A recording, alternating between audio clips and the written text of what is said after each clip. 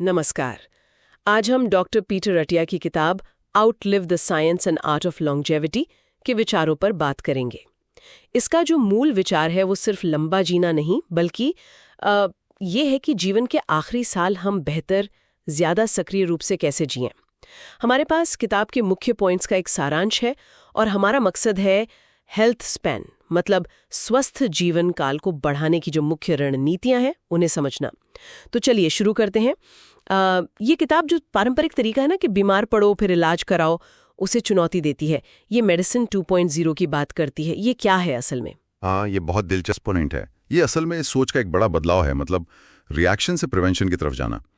देखिए, मेडिसिन 1.0 इंतजार करती है कि बीमारी कब होगी, लेकिन मेडिसिन 2.0 जैसा अटिया बताते हैं वो उन अंदरूनी बायोलॉजिकल प्रक्रियाओं को ही रोकने का लक्ष्य रखती है जिनसे वो 4 बड़ी बीमारियां होती हैं। अच्छा, वो 4 हॉर्समैन वाली बात। बिल्कुल। हिलेरोब, कैंसर, अल्जाइमर जैसे मस्तिष्क रोग और डायबिटीज जैसी मेटाबॉलिक बीमारियां।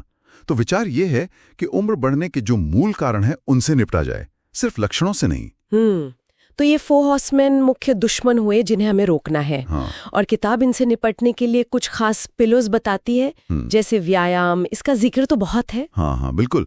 अटारी से दीर्घायु की सबसे शक्तिशाली दवा कहते हैं। ये तो बड़ी बात है ना? और देखिए, ये सिर्फ बहुत ज्यादा इंटेंस कसरत की बात नहीं है। किताब कार्डियो और स्ट्रेंथ ट्रेनिंग दोनों के मिक्स पर जोर देती है।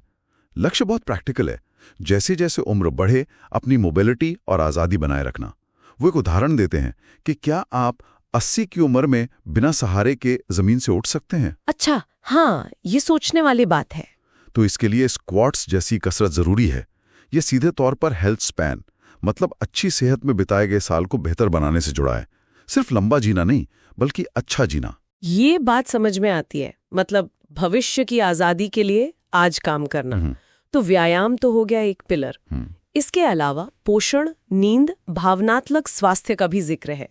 पोषण में क्या कोई खास डाइट की बात है या कुछ और? नहीं, किसी एक खास डाइट से ज्यादा ये कुछ बुनियादी सिद्धांतों पर जोर देते हैं, जैसे पर्याप्त प्रोटीन लेना, ये मांसपेशियों के लिए बहुत जरूरी है।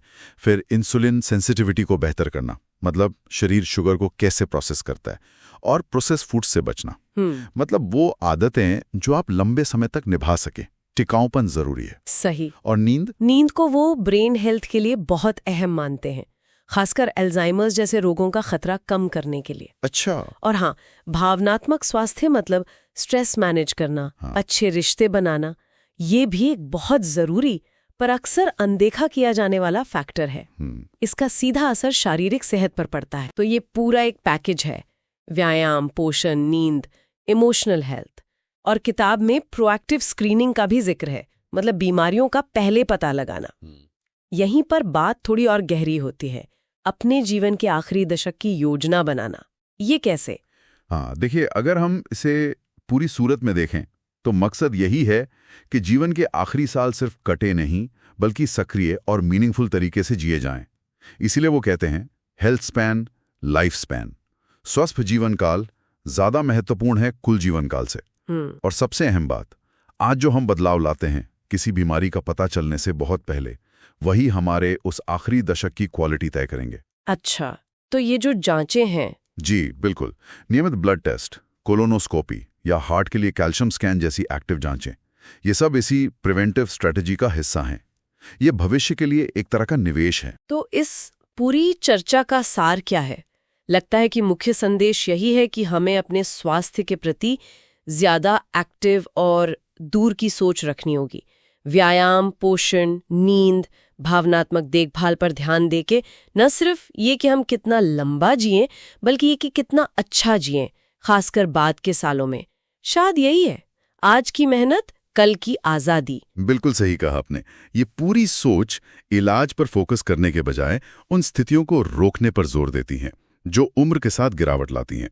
और हाँ, एक आखिरी विचार जिस पर सोचा जा सकता है, किताब शारीरिक और मेटाबॉलिक स्वास्थ्य पर तो बहुत जोर देती है, लेकिन क्या जीवन भर किसी उद्देश्य की भावना रखना या लगातार कुछ नया सीखते रहना, क्या ये भी एक वाइब्रेंट हेल्थ स्पैन में उतना ही योगदान नहीं देता?